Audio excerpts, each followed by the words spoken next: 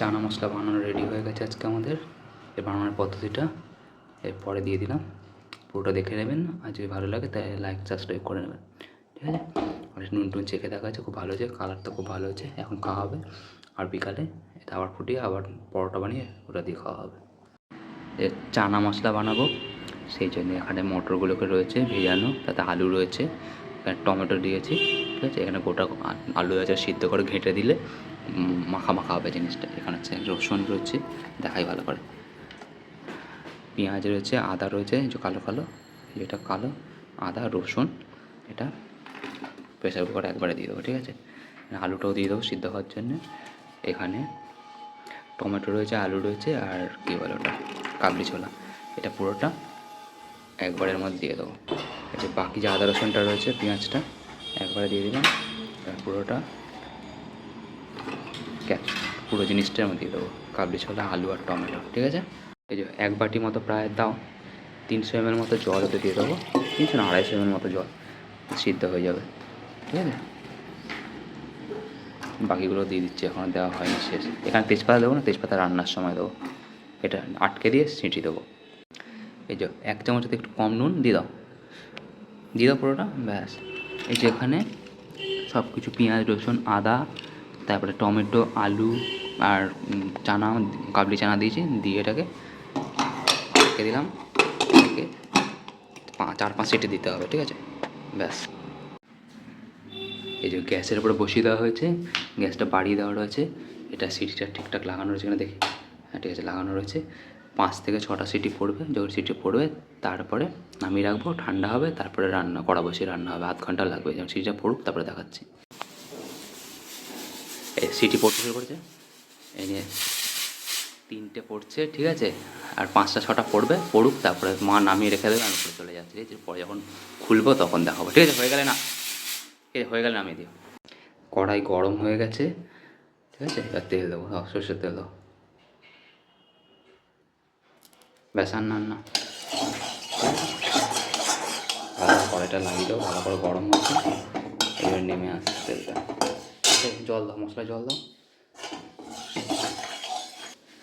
ধনে গুঁড়ো, জিরে গুঁড়ো, হলুদ গুঁড়ো, লঙ্কা গুঁড়ো, এটা জল দিয়ে ভালো করে মিশিয়ে নিচ্ছি মশলাটা, ঠিক আছে। আর না, ব্যাস, ভালো করে ভিজুক মশলাটা, আর এই তেলের মধ্যে দিয়ে দেবো ওটা, ঠিক আছে। গরম হয়ে গেছে, দাও এই দুটো 5 ফোড়ন, এখানে ফুটে একটা মশলা দাও, তাড়াতাড়ি দাও। মশলাটা ভাজা ভাজা হয়ে যাবে,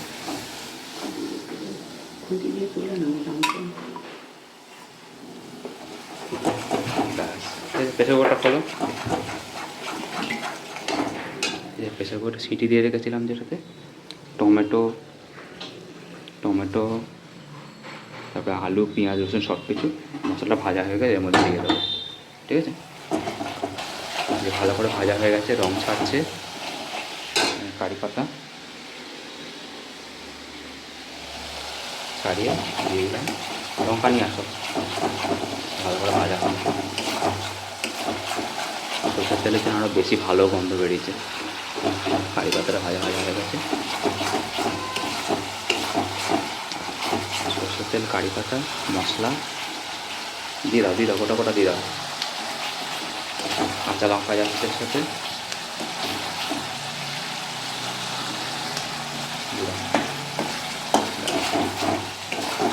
মশলা থেকে যে জলটা দিয়েছিলাম হয়ে গেছে, মশলা থেকে তেল ছাড়ছে এবারে। লঙ্কার জন্য এত ঝাল বেড়েছে, তাড়া দাও, গোটা দাও,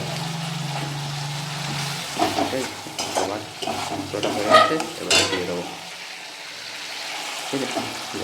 একটা আলু গোটা দিয়েছিলাম, এটা এটা দিলে গাঢ় হবে, গ্যাসটা কমিয়ে দাও। আলুটা ভাজা হয়ে লেপটে দিলে মশলাটা গাঢ় হয়ে যাবে, ঝোলটা পুরো মাখা হতে হবে।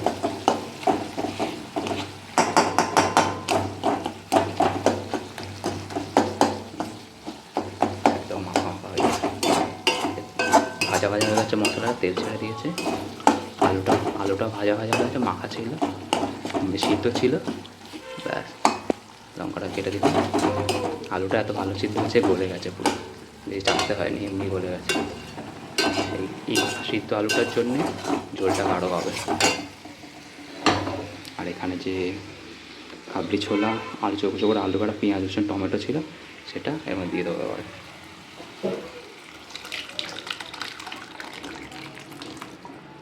বাকিটা যেটা আছে হলদি করে তুলতে হবে। গ্যাসটা বাড়ানো হচ্ছে ভালো করে, ঘেঁটে দিয়ে নুন দেওয়া আছে এর মধ্যে, বাকিটা দিয়ে দেওয়ার মধ্যে দিয়ে ঢাকা দেবো, দিয়ে ফুটবে 10 মিনিট। 5 মিনিট বড় আছে, তাহলে পুরোটা গরম হয়ে যাবে। আর তারপরে 10 মিনিট অল্প আছে, তাহলে মশলাটা টেনে নেবে কাবলি ছোলার মধ্যে। এই যে ভালো কালার হয়েছে খুব, তাও একটুখানি ভাবছি এই হাইন্সের টমেটো সসটা দেবো, ঠিক আছে? তাহলে এটা থিকেনিং এজেন্ট রয়েছে, এটা গাঢ় গাঢ় হবে, তাহলে নয়তো ঝোল ঝোল থেকে যাবে, মুখে জল চলে আসছে এখন সেন্ট এমন।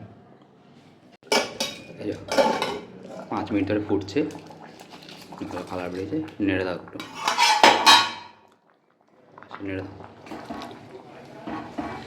রসগুলো টানবে, টানলে গাঢ় হবে। ঢাকাই দাও।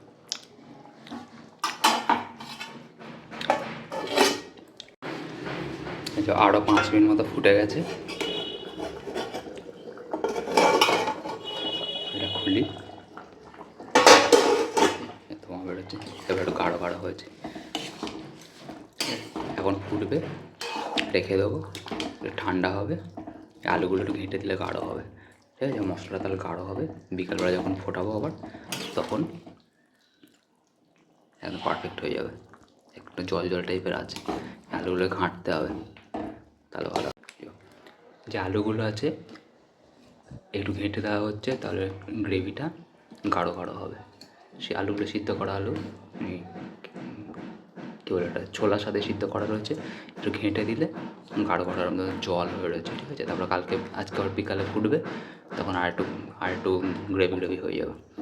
ঘাঁটা হচ্ছে খুব বেশি নয়, মিডিয়াম টাইপের ঘাঁটা হবে। বেশি করে ঘাঁটলে তখন কাদার মতো থকথক হয়ে যাবে। এখন ঠিক আছে, এখন খাওয়া যাবে ভালো মতো, তাহলে রেখে দিয়ে যখন বিকালবেলা হবে ফোটাবো, তখন আবার নিয়ে পড়ে যাচ্ছে, তখন আবার ভালো হয়ে যাবে। ব্যাস, এই সুন্দর হয়েছে দেখতে। আরেকটু ঘেঁটে দাও, আরেকটু ঘেঁটে দাও, পড়ে না যা। ঠিক আছে, আমাকে দাও, আমি দেখাই। এখন গাঢ় গাঢ় হয়েছে বেশ, এখন বেশ গাঢ় গাঢ় হয়েছে। তখন জল জল ছিল, একটু গ্রেভি গ্রেভি হয়েছে, জিনিসটা সুন্দর হয়েছে দেখতে, এখন সুন্দর হয়েছে দেখতে। বিকালবেলা যখন আর একটু ঘাঁটা হবে, তখন আরও বেশি ভালো, তখন রুটি দিয়ে বেশি ভালো লাগবে আরও, ঠিক আছে? ঠিক আছে, যদি পুরোটা দেখার পর ভালো লেগে থাকে, লাইক করে সাবস্ক্রাইব করে দিন। আর যদি ভালো লাগে পুরোটা রান্নাটা, তাহলে বানিয়ে খান, খুব ভালো হবে। নুনটাও ঠিক আছে, সব কিছু ভালো, ঠিক আছে? এখানে শেষ করে দিলাম ভিডিও আজকে।